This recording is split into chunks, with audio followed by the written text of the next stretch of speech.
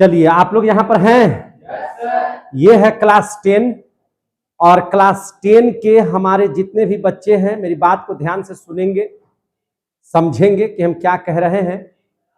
आप लोगों का बायोलॉजी में पहला चैप्टर मैंने बहुत अच्छे से कंप्लीट कर दिया या नहीं कर दिया? जोर से बोलना।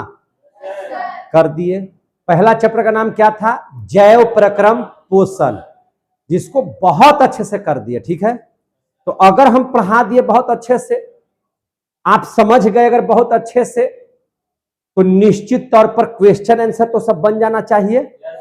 तो चलिए हम लोग अब क्वेश्चन आंसर देखते हैं। वादे के अनुसार हम आपका क्वेश्चन आंसर पढ़ाने जा रहे हैं। इसमें आपका ऑब्जेक्टिव प्रश्न पढ़ाएंगे। सबसे पहले वैकल्पिक प्रश्न, जिसमें आपके विकल्प दिए हुए होंगे। उसके बाद रिक्त स्थानों की पूर्ति करने के लिए जो होगा वो पूछा जाएगा और वो बताया जाएगा। और उसके बाद कोशिश हमारी होगी कि अति लघु उत्तरीय प्रश्न कर दिया जाए। इसके बाद जो लघु उत्तरीय प्रश्न होगा और दीर्घ उत्तरीय प्रश्न होगा, तो सबसे पहले हम इसको लिखवाएंगे और लिखवाने के बाद जब आप प्रैक्टिस कर लेंगे लिख करके, तो हम इसके बाद पीडीएफ दे देंगे। और जब इतना सारा चीज हो जाएगा तो उसके बाद हम लोग क्या करेंगे, आपका पहला लेसन का टेस्ट ले लेंगे। सुनने के बाद पहले आपका पूरा बढ़िया से सुनेंगे कि आप लोगों ने तैयारी किया कि नहीं किया, और तब उसके बाद आपसे टेस्ट ले लेंगे। तो यही चीज, यही प्रक्रिया A to Z चैप्टर के साथ होगी। और फिर एक बार हम लोग बैठ करके बढ़िया से एग्जाम ले लेंगे। तो आइए सबसे पहले हम लोग क्लास 10 में बायोलॉजी में हम लोग आज है क्वेश्चन आंसर देखते हैं। बहुत बच्चे आज एब्सेंट भी हैं, लगन का समय भी है, लेकिन एब्सेंट हो गए हैं। जो एब्सेंट हो गए हैं वो वीडियो से देख लीजिएगा या फिर उनको दोबारा हम करवाएंगे। लेकिन सबसे पहला चीज जो है, आज हम लोग क्वेश्चन आंसर जो सिलसिलेवार तरीके से चल रहा है हम इसको कंप्लीट करते हैं। मेरी एक आदत है कि अगर चैप्टर शुरू कर देते हैं तो उसका बहुत अच्छे से हम उसको क्या कर देते हैं, कंप्लीट कर देते हैं, चाहे वो जिस क्लास का हो। समझे ना, हम उसको अधूरा बीच में छोड़ना नहीं चाहते, ये हमारी आदत है। तो इसलिए इस बात को समझिए कि आज रेगुलर बच्चे कम भी हैं, है ना। बहुत सारे बच्चे आज अब्सेंट हैं। लगन का बहुत बिजोड़ लगन भी है। अप्रैल का महीना है, 20 तारीख है, आज 21 तारीख हो गया, तो इसका प्रभाव पड़ रहा है। खैर, इन सभी चीजों से दूर हम लोग अब चलेंगे क्वेश्चन आंसर की दुनिया में। तो आइए हम लोग क्वेश्चन आंसर निकाल लेते हैं। सबसे पहले क्वेश्चन आंसर निकालते हैं और बारीकी से हम लोग यहां पर हर एक प्रश्न का जवाब देंगे।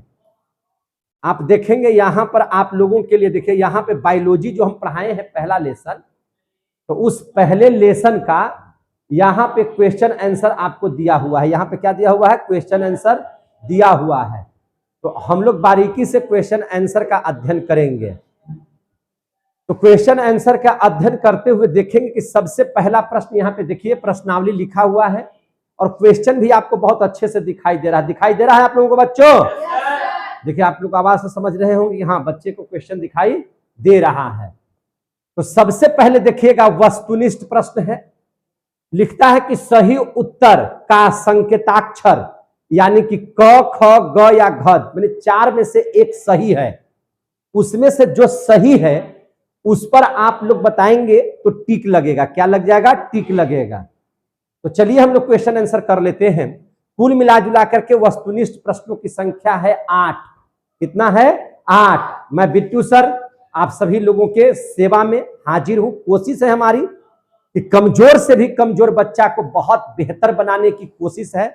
और A to Z विषय के हमारे पास शिक्षक है और A to Z विषय की पढ़ाई भी होगी, ये बिल्कुल।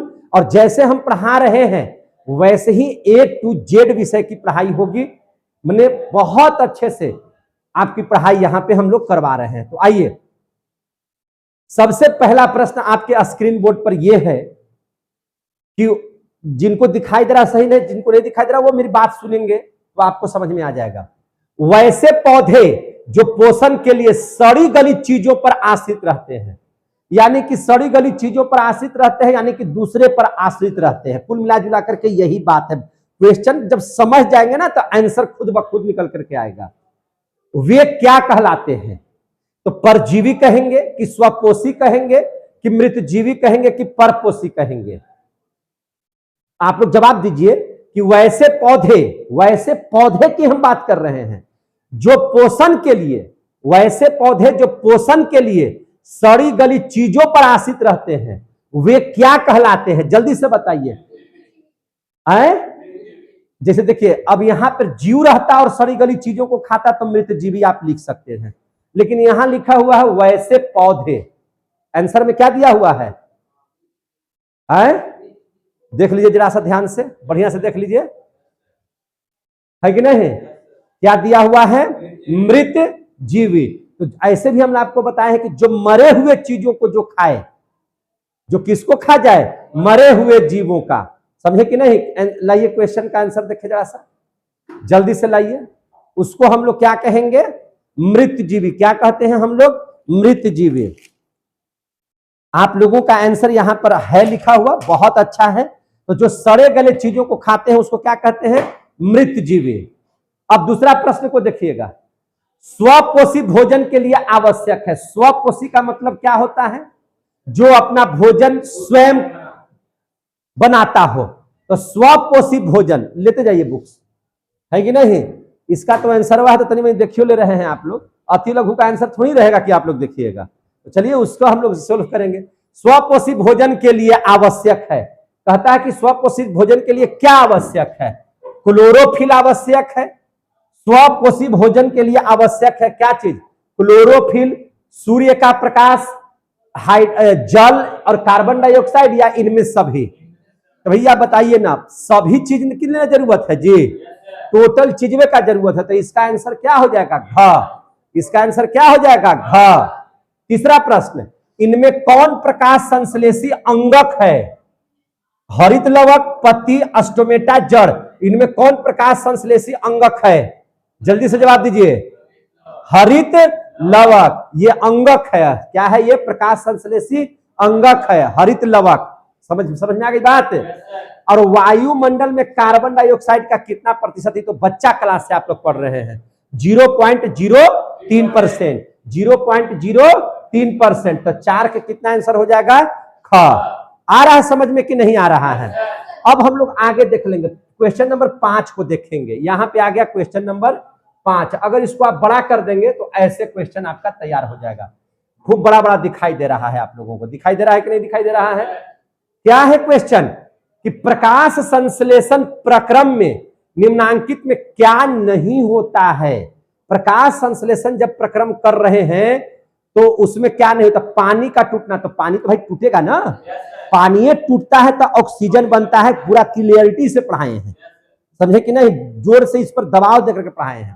कार्बन डाइऑक्साइड का मुक्त होना, कार्बन डाइऑक्साइड आएगा कि कार्बन डाइऑक्साइड मुक्त हो जाएगा? ये आएगा ना जी, तो ये तो गलत लग रहा है। प्रकाश संश्लेषण प्रक्रम में निम्नांकित में क्या नहीं होता है? तो कार्बन डाइऑक्साइड मुक्त नहीं होता है। अगला देख लेते हैं, ऑक्सीजन मुक्त होता है, बिल्कुल मुक्त होता है।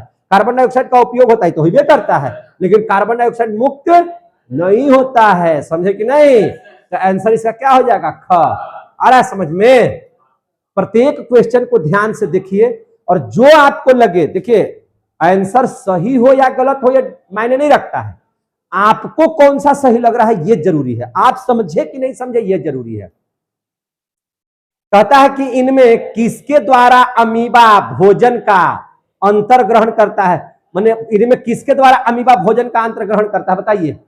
उत्पाद के द्वारा। आपको हम बताए थे कि भोजन करने का इन लोगों का कोई खास अंग नहीं होता है, लेकिन ये लोग क्या करते हैं? जिधर भोजन रहता है उसी अंगवा को आगे की ओर बढ़ा देते हैं। और जैसे ही उनका कोई खास अंग नहीं है और किसी भी अंग को वे आगे बढ़ाने में सक्षम है, तो आगे बढ़ा करके उसको अपने में समाहित कर देते हैं। इस विधि को हम लोग उत्पाद कहते हैं। क्या कहते हैं? उत्पाद। बढ़िया से पढ़ाए हैं कि नहीं पढ़ाए हैं इसको भी? आइए आगे। इनमें से किस छिद्र के द्वारा ग्रसनी ग्रास नली से जुड़ा होता है? ग्रसनी है कि नहीं? ग्रहणी नहीं, ग्रसनी। इनमें से किस छिद्र के द्वारा ग्रसनी ग्रास नली से जुड़ा होता है? निगल द्वार, कंठ द्वार, मल द्वार, इनमें से कोई नहीं। तो आप इस बात को सबसे पहले समझ लीजिए। सबसे पहले कंठ नीचे है। कंठ जब हम भोजन को निगलेंगे तब कंठ की ओर आएगा।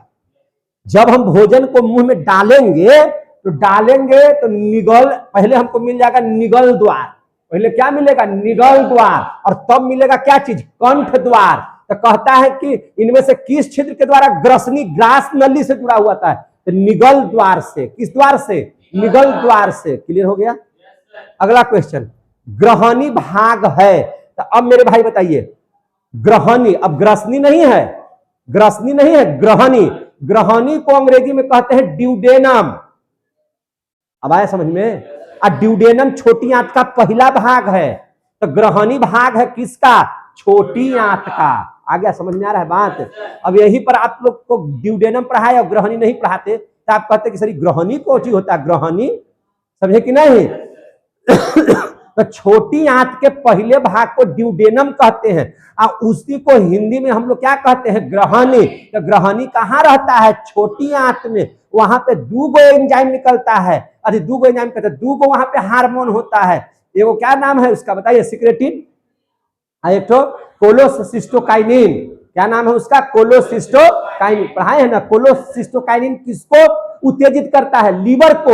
और सिक्रेटिन किसको उत्तेजित करता है? अग्न्याशय को, पेनक्रियाज को। क्लियर हो गया? तो ग्रहणी का इतना सारा चीज डिटेल में नहीं जाना है यहाँ पे, है कि नहीं? लेकिन आप लोगों को इसलिए डिटेल में बता दे रहे हैं कि आप लोगों ने पढ़ा है, वो याद दिलवा रहे हैं। क्या कर रहे हैं? याद दिलवा दे रहे हैं। अब देखिए, अब आया है रिक्त स्थानों की पूर्ति कीजिए। क्या चीज कीजिए? रिक्त स्थानों की पूर्ति। स्वपोषी पौधे में खाली जगह करने की क्षमता होती है, तो प्रकाश संश्लेषण करने की क्षमता होती है। क्या चीज करने की क्षमता होती है? प्रकाश संश्लेषण। सौर ऊर्जा का परिवर्तन प्रकाश संश्लेषण में खाली ऊर्जा में होती है। देखिए, सौर ऊर्जा का, सौर ऊर्जा आया, सौर ऊर्जा क्या हुआ? आया, और सौर ऊर्जा अवशोषित कर लिया उसको पेड़ पौधा, अब उसको किसने बदल दिया? था भोजन बना। भोजन का सूत्र होता है C6H12O6। तो वो कैसा ऊर्जा है? तो रासायनिक ऊर्जा। रासायनिक सूत्र बना दिया ना, तो प्रकाश ऊर्जा किसमें डाइवर्ट हो रहा है? रासायनिक ऊर्जा में। तो इसका आंसर क्या हो जाएगा? रासायनिक ऊर्जा। क्लियर हो रहा है कि नहीं हो रहा है? तीसरा प्रश्न, तीसरा प्रश्न क्या कहता है? वायुमंडल से पत्तियां कार्बन डाइऑक्साइड खाली जगह द्वारा, कौची ऐसा जगह है जिससे वो ग्रहण करता है कार्बन डाइऑक्साइड को? तो पत्तियों में छोटे छोटे छोटे छोटे छिद्र होते हैं, उन छिद्रों को रंध्र कहते हैं या अस्टोमेटा कहते हैं। तो रंध्र भर दीजिए या अस्टोमेटा भर दीजिए, एक ही बात है, कोई दिक्कत? चलिए, क्या बात है ये? तीसरा। चौथा क्वेश्चन क्या कहता है? देखिए, चौथा क्वेश्चन का आंसर जल्दी से बताइए। वे सारी क्रियाएं जिसके द्वारा जीवों का अनुरक्षण होता है। अरे भैया, अनुरक्षण का मतलब होता है मेंटेनेंस। क्या होता है? मेंटेनेंस। तो उसी को तो जैव प्रक्रम कहते हैं। तो इसका आंसर क्या हो जाएगा? जैव प्रक्रम। इस चैप्टर में एक नाम हुआ है जैव प्रक्रम, समझे कि नहीं? सूर्य के प्रकाश को खाली जगह अवशोषित करता है। मेरे भाई बताना, सूर्य के प्रकाश को कौन अवशोषित करता है? तो क्लोरोफिल। कौन करता है? क्लोरोफिल।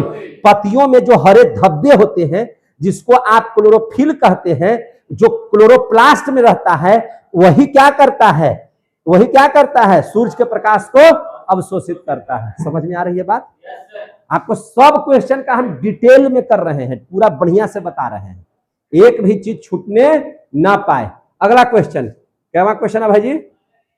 छठा, बताइए, मनुष्य के आहार नाल की लंबाई करीब कितना मीटर होती है? तो 8 मीटर हम पढ़ाए थे। तो कहीं कहीं आपको लिखा रहेगा 10 मीटर, तो 8 से 10 मीटर, 8 भी मीटर लिखिएगा तो कोई गलती नहीं होगा, समझे कि नहीं? तो 8 से 10 मीटर लिखे या 8 मीटर भी लिख दे, कोई दिक्कत नहीं है। मनुष्य की अमाशय की दीवार से खाली जगह नामक स्राव निकलता है। तो अब बताइए, मनुष्य के अमाशय की दीवार से, है ना, उसका एक रस निकलता है, उस रस को जठर रस कहते हैं, जो निकलता है जठर ग्रंथि से। किससे निकलता है? जठर ग्रंथि से। तो अमाशय की दीवार से क्या निकलता है? जठर रस नामक स्राव निकलता है। समझ में आ गया कि नहीं आ गया? है कि नहीं? और उसमें से 2 एंजाइम आपको पढ़ाए थे, रेनिन और पेप्सिन। पेप्सिन प्रोटीन का पाचन करता है, पेप्टोन में बदल देता है, और रेनिन जो दूध में मिला हुआ केसिन है, उसको तोड़ करके दही बना देता है। समझ में आ रही है बात ना? अब देख लीजिए, छोटी आंत की ग्रंथियों से, छोटी आंत यानी कि ड्यूडेनम, जेजुनम और इलियम, उनके आंत की ग्रंथियों से निकलने वाला जो रस है उसको आंत्र रस कहते हैं। क्या कहते हैं? आंत्र रस कहते हैं। और हम बताए थे कि छोटी आंत से जो निकलने वाला जो रस है उसको हम लोग कहते हैं, है ना, सक्कस है ना, सक्कस नाम बताए थे, क्या नाम बताए थे, सक्कस एंट्रिकस, क्या नाम बताए थे, सक्कस एंट्रिकस, उसको हमने लिखवाया भी था, क्या लिखवाया था, सक्कस एंट्रिकस, यानी कि आपका आठों के आठों क्या हो गया, समाप्त हो गया कि नहीं हो गया समाप्त, जोर से बोलिए। चलिए अब देख लीजिए कैवा प्रश्न है, अति लघुतरीय प्रश्न है, जैव प्रक्रम किसे कहता है, 35 गो है भैया, ये कै गो है, 35 क्वेश्चन हम लोग धड़ाक धड़ाक कर देंगे, समझे कि नहीं। तो अब बताइए जैव प्रक्रम किसे कहते हैं, कितना बच्चा बताएंगे, तो वे, हाँ बोलिए, वे सारी क्रियाएं, ठीक बोल रहे थे, जल्द खड़ा होकर बोलिए जल्दी से, वे सारी क्रियाएं जिनके द्वारा जीव अपने शरीर का मेंटेनेंस करते हैं, यानी कि अनुरक्षण करते हैं, उन्हें जैव प्रक्रम कहते हैं। क्लियर हो गया, बहुत अच्छा जवाब दे रहे हैं, बहुत अच्छा।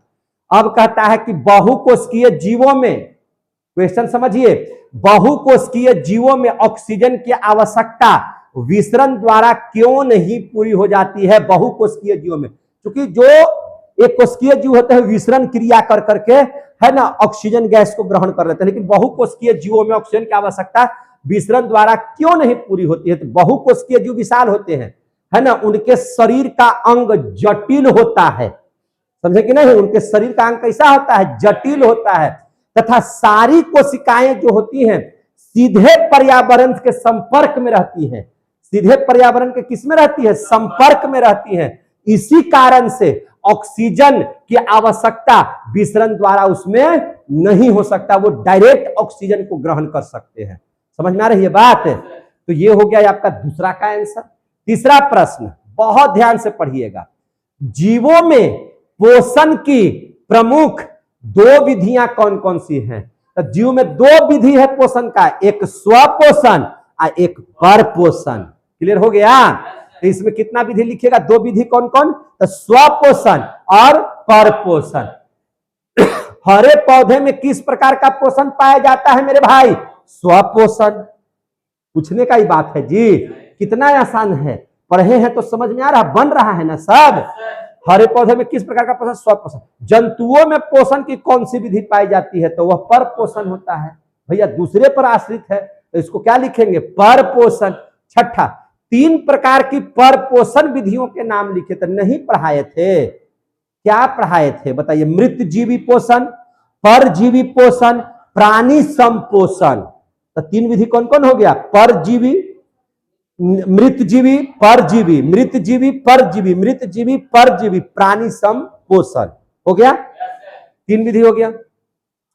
संपूर्ण प्रकाश संश्लेषण प्रक्रिया को रासायनिक समीकरण द्वारा दिखाइए, यही ना क्वेश्चन, तो रासायनिक समीकरण द्वारा दिखा दीजिए हैं, रुक जाइए, देखिए संपूर्ण को हम लोग दिखा देते हैं, कैसे दिखाएंगे देखिए, तो देखिए कार्बन डाइऑक्साइड रहता है, क्या रहता है, कार्बन डाइऑक्साइड, तो भैया मोरे कार्बन डाइऑक्साइड का सूत्र होता है CO2, और क्या लेता है, जल, जमीन से क्या लेता है, जल, और इसको चाहिए भयंकर तरीके से सूर्य का प्रकाश, सूर्य का प्रकाश बहुत इंपॉर्टेंट है, और इसको चाहिए क्या चीज, क्लोरोफिल, क्या चाहिए, क्लोरोफिल, और जैसे ही ये सब मिलेगा तो इनका भोजन बनेगा जिसका नाम है C6H12O6, साथ में ये यहां से क्या दे देंगे, ऑक्सीजन, क्या दे देंगे, ऑक्सीजन, और अल्प मात्रा में क्या दे देंगे, जल, अल्प मात्रा में क्या दे देंगे, जल, समझे कि नहीं। इसी को आप लोग क्या कर लीजिए, थोड़ा सा इसको बैलेंस कर लीजिए, क्या कर लीजिए, बैलेंस कर लीजिए, समझ में आ रही है बात, तो बैलेंस ही हो गया। इसी चीज को क्या कहते हैं, प्रकाश संश्लेषण का समीकरण, क्या कहते हैं इसको, प्रकाश संश्लेषण का समीकरण। क्लियर हो गया, तो ये था क्वेश्चन नंबर कैवा, 7वां, क्वेश्चन नंबर कैवा था, 7वां। क्लियर हो गया, चलिए अब देख लेते हैं 8वां प्रश्न, अब कैवा प्रश्न देख लेते हैं, 8वां।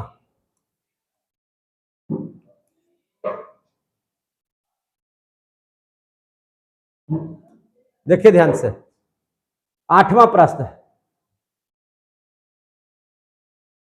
प्रकाश संश्लेषण की प्रक्रिया में, प्रकाश संश्लेषण की प्रक्रिया में उपोत्पाद के रूप में क्या बनता है, तो भैया इसके उपोत्पाद के रूप में वो तो अपना भोजन बनेबे करेगा, लेकिन क्या बनाता है हम लोगों के लिए, क्या बना देता है, ऑक्सीजन। तो इसका सीधा आंसर लिख दीजिएगा ऑक्सीजन। क्या लिखिएगा इसका, ऑक्सीजन। समझ में आई बात? अब देख लीजिए आराम से, प्रकाश संश्लेषण की प्रक्रिया हरित लवक या क्लोरोप्लास्ट में ही क्यों होता है? प्रकाश संश्लेषण की प्रक्रिया हरित लवक या क्लोरोप्लास्ट में ही क्यों होता है? तो क्योंकि उसमें एक वर्णक पाया जाता है, क्लोरोफिल वर्णक, जो प्रकाश को अवशोषित कर लेता है और उसको किसमें बदल देता है, रासायनिक ऊर्जा में। किसमें बदल देता है, रासायनिक ऊर्जा में। समझ में आ गया बात? तो क्लोरोफिल वर्णक की वजह से प्रकाश संश्लेषण प्रक्रिया के लिए किन किन पदार्थों की आवश्यकता होती है? तो प्रकाश संश्लेषण क्रिया करने के लिए 4 चीजों की आवश्यकता होती है।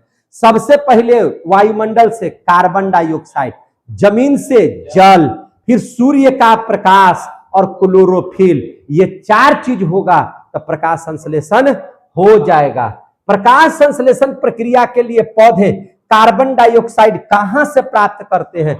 भैया ये वायुमंडल में क्या भरा हुआ है, कार्बन डाइऑक्साइड। वहीं से ये क्या कर लेता है, कार्बन डाइऑक्साइड ले लेता है। अब अगला क्वेश्चन, क्वेश्चन नंबर क्या आ गए हम लोग, 12। कवक एवं जीवाणुओं में प्रकाश संश्लेषण की प्रक्रिया क्यों नहीं हो पाती है? देखिए कवक एवं, किसमें दिया हुआ है, कवक एवं जीवाणुओं में प्रकाश संश्लेषण की प्रक्रिया क्यों नहीं हो पाती है? तो देखिए ये लोग इतने छोटे जीव हैं, इसके बावजूद भी जो घुला हुआ कार्बनिक पदार्थ है उसको भोजन के रूप में ग्रहण कर लेते हैं।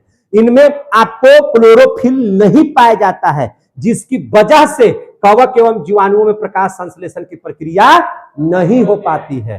क्लियर हो गया?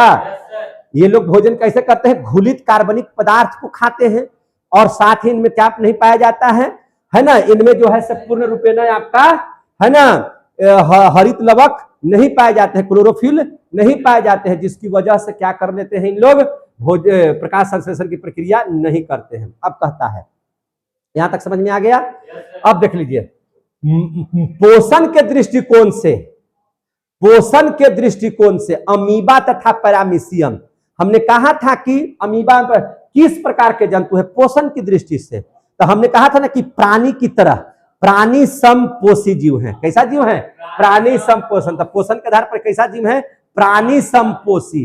कैसा जीव है, प्राणी समपोषी। इसका आंसर आपको नहीं है, इसका आंसर स्वयं आप पढ़ करके ही प्राप्त कर सकते हैं। क्या जी, इसको आप समझ करके ही बना सकते हैं। अगला क्वेश्चन, मनुष्य का आहार नाल कौन कौन से मुख्य भागों में बटा हुआ है? मनुष्य का आहार नाल, तो ये आहार नाल में बटा हुआ है कैसे? तो आहार नाल मुख से शुरू हो रहा है, तो मुख हो गया, पेट हो गया, छोटी आंत हो गया, बड़ी आंत में रेक्टम तक। बड़ी आंत में कहां तक, रेक्टम तक। तो समझ में आ गया बात? तो पहले अमाशय, अग्न्याशय भी इसमें काम करता है, पकवाशय, लीवर भी काम करता है, छोटी आंत, बड़ी आंत, सब। तो ये सब हो गया मनुष्य के आहार नाल में कौन कौन से मुख्य भाग है, उसका नाम हम ले रहे थे। अब कहता है ग्रसनी में स्थित 2 छिद्र का नाम। इसका ऑब्जेक्टिव में भी प्रश्न बनाए हैं, एगो निगल द्वार, एगो कंठ द्वार। निगल द्वार एक ठो, कंठ द्वार। ग्रसनी मने यहाँ, अग्रहणी मने पेट के बाद। समझ में आ गया बात? ये कंफ्यूज मत हो जाइएगा, समझे कि नहीं? ग्रसनी यहाँ, निगल द्वार, 2 छेद है इसमें, निगल द्वार और कंठ द्वार। निगल द्वार और कंठ द्वार, समझ में आई बात? अब देख लीजिए, मनुष्य में पाचन किस 16 ना, मनुष्य में पाचन आहार नाल के किस भाग से शुरू होता है? मुंह से। मनुष्य में पाचन आहार नाल के किस भाग से शुरू होता है? मुंह से। आगे समझ में, मनुष्य के आहार नाल के किस भाग में पचे हुए भोजन का अवशोषण होता है? तो अवशोषण बिलैया करता है। बिलैया जो अंगुली नुमा होता है, जो स्तंभाकार उत्तक का बना हुआ होता है, जो पाया जाता है छोटी आंत के इलियम में। तो याद बोलिएगा, छोटी आंत में। मनुष्य के आहार नाल के किस भाग में पचे हुए भोजन का अवशोषण होता है? तो आहार नाल में छोटी आंत हो जाएगा। छोटी आंत में, छोटी। अब पूछेगा कि छोटी आंत के किस भाग में, तब बोलेंगे छोटी आंत के इलियम भाग में। सबसे निचला भाग जो इलियम है उस भाग में। पूरा तोड़ तोड़ के पढ़िए। कैसे पढ़िए? पूरा तोड़ तोड़ के पढ़िए। समझ में आ रही है बात? पूरा तोड़ तोड़ के पढ़िए, तो ध्यान से समझिएगा सब बात को। अब कहता है क्या, कहां क्वेश्चन हो गया 18, क्लोरोफिल वर्णक अब बताइए क्लोरोफिल वर्णक कहां पाया जाता है? तो क्लोरोफिल वर्णक क्लोरोप्लास्ट में पाया जाता है, पत्तियों के क्लोरोप्लास्ट में पाया जाता है। आ गया समझ में? प्रकाश संश्लेषण प्रक्रम द्वारा पौधे क्या निर्माण करते हैं? जोर से बताइए, प्रकाश संश्लेषण प्रक्रम द्वारा पौधे क्या निर्माण करते हैं? तो प्रकाश संश्लेषण प्रक्रम द्वारा वे लोग भोजन तो बनाते ही हैं और साथ में क्या निर्माण कर देते हैं? ऑक्सीजन का। क्या चीज का? ऑक्सीजन का। लेकिन हम लोग सीधा बोलेंगे कि प्रकाश संश्लेषण क्रिया के दौरान उन लोग भोजन का निर्माण करते हैं। किसका निर्माण करते हैं? भोजन का। मृत जीवी को क्या कहा जाता है? मृत जीवी।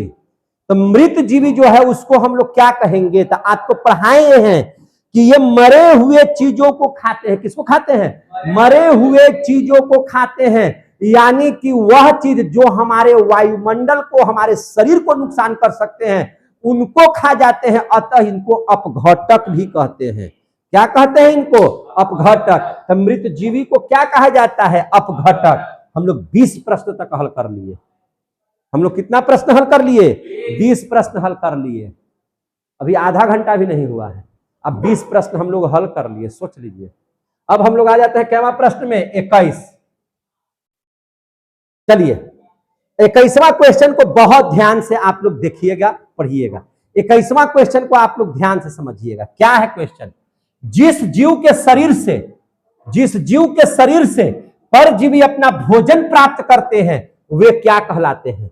जिस जीव के शरीर से परजीवी, मान के चलिए कि परजीवी माने दूसरे पर आधारित है। अगर आपके दूसरे जीव से वो अपना भोजन की प्राप्त कर लिया तो वह एक तरह से पोषी जीव न है जी, है ना? परपोषी जीव कहेंगे उसको। क्या कहेंगे? परपोषी। क्या, कौन सा जीव कहेंगे? परपोषी जीव। समझे कि नहीं? अब देख लीजिए यहां गोबर छत्ता वही कुकुरमुत्ता, है ना, जिसको आप लोग खूब प्यार से खाते हैं, बहुत नाम ले लेकर के लगन में खूब चाव रहे हैं, मशरूम। गोबर छत्ता में किस प्रकार का पोषण होता है बताइए जरा सा? गोबर छत्ता जो होता है, गोबर छत्ता समझे कि नहीं? सड़ी गली चीजों पर उगता है। तो उसमें सीधा लिख देंगे कि गोबर छत्ता में किस प्रकार का पोषण होता है? तो मृत जीवी पोषण होता है। कैसा पोषण होता है? मृत जीवी पोषण होता है। हो गया? कोई दिक्कत? 23वां क्वेश्चन, पतियों का कौन सा अंग, ध्यान से देखिएगा, पतियों का कौन सा अंग CO2 युक्त वायु का प्रवेश द्वार है? पतियों का कौन ऐसा अंग है जो कार्बन डाइऑक्साइड और साथ ही वायु के लिए वो माने खुला हुआ रहता है? बताइए।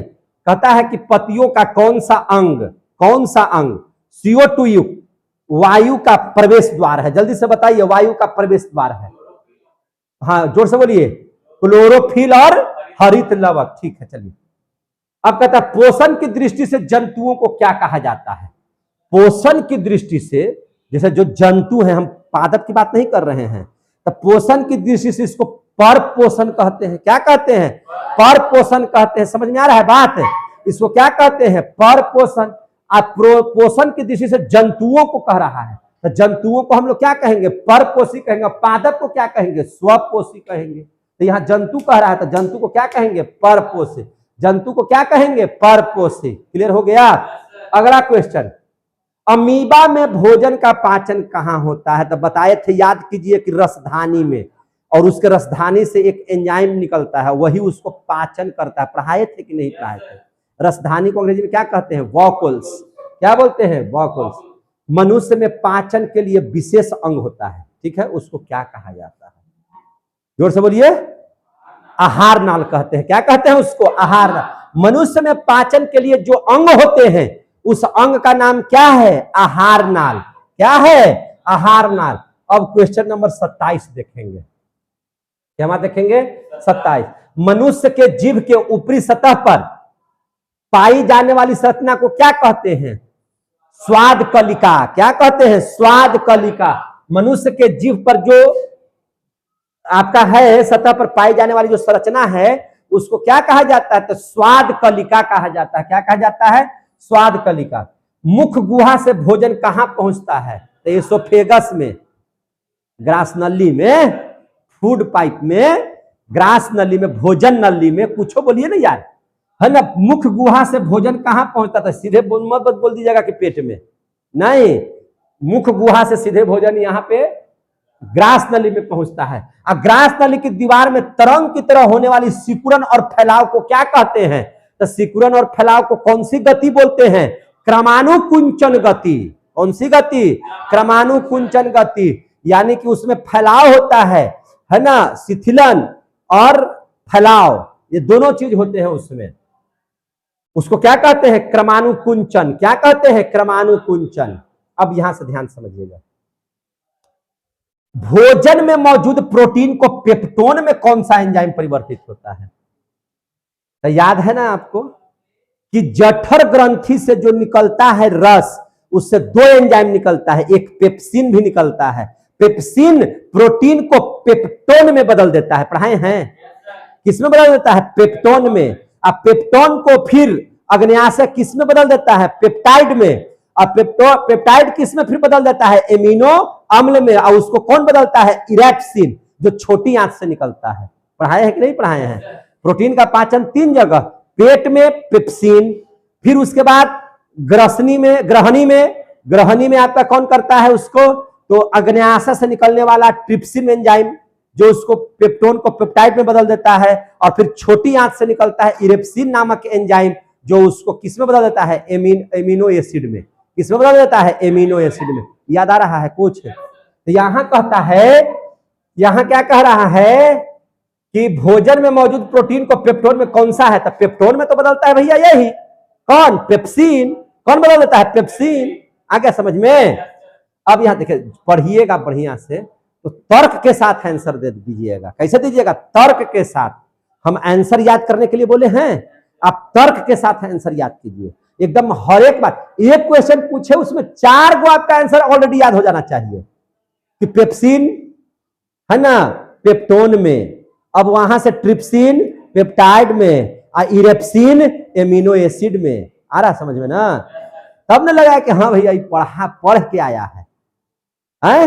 तो अब खाली एगो आंसर दीजिएगा तो रट के आया है, तो अब उसको बताइए सामने वाले को, लेकिन आंसर में खाली एक ही लाइन लिखिएगा। क्या चीज? पेप्सिन। क्या लिख दीजिएगा? पेप्सिन। 31 नंबर क्वेश्चन, आहार नाल के सबसे लंबे भाग को क्या कहते हैं? बड़ी आंत न रे, आपको बताए थे छोटी आंत अकेले 6 मीटर का होता है। पढ़ाए हैं कि नहीं पढ़ाए हैं? छोटी आंत अकेले, पूरा का लंबैया है 8 से 10, और ओकरा में छोटी आंत अकेले हम बताए हैं कि 6 मीटर है। अकेले कितना मीटर है? 6 मीटर। बड़ी आंत सुनने में बड़ा है, लेकिन वह चौड़ैया में बड़ा है। चौड़ैया है उसका ज्यादा, लेकिन लंबैया में कौन ज्यादा है?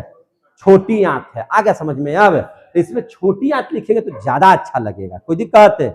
छोटी आंत में आहार नाल के सबसे लंबे भाग को क्या कहते हैं? छोटी आंत। समझे कि नहीं? यहां तक 31 तक प्रश्न हो गया मेरे भाई। अब आ जाता है 32 प्रश्न में। अब देख लीजिए 32वां प्रश्न,